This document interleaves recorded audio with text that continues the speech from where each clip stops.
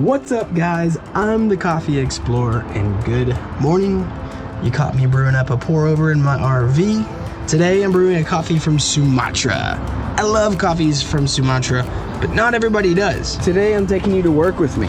We're gonna interview the coffee exporter that sold me that coffee. His name is Craig. Maybe he can help us understand a little bit more about Sumatra and explain why those coffees taste so different. Let's go.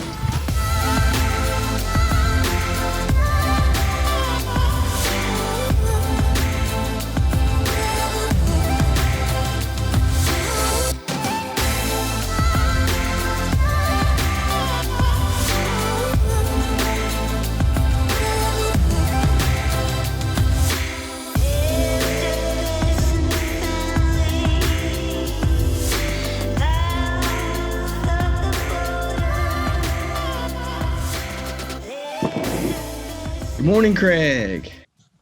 Hey there.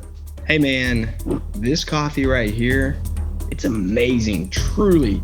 Thank you for bringing this coffee into my life. Well, before we dive into the coffee, please tell me a little bit about Indonesia.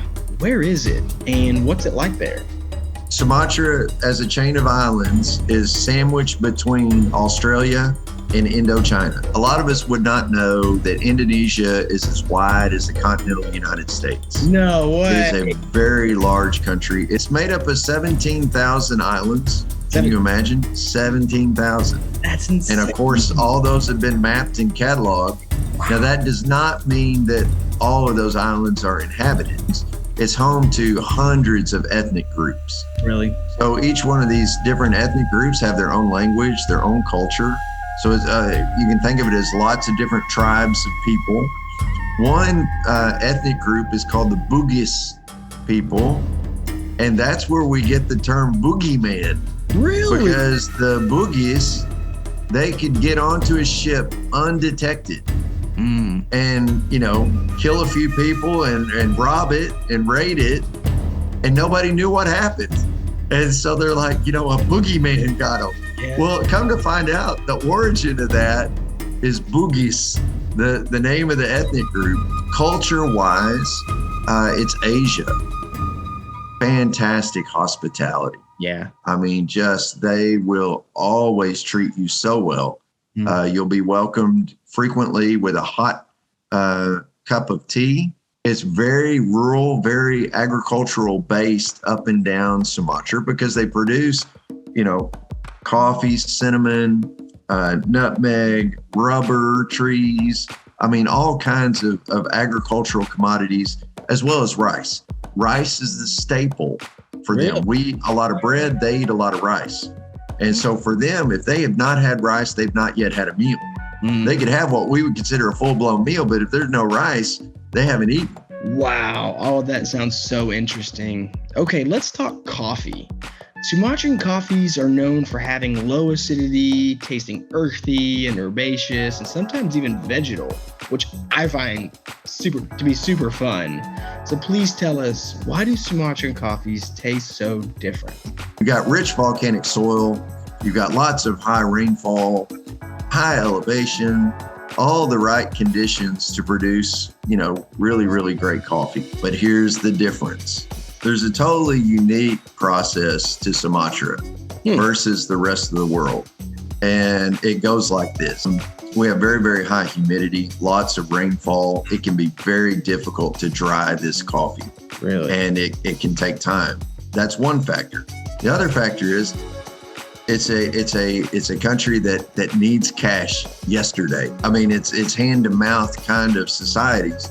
And so they want to get that good to market as quickly as possible because they need to get paid. And also they're afraid the longer they have it, you know, that maybe they're going to lose it or, you know, something will go wrong with it. So here's what they do.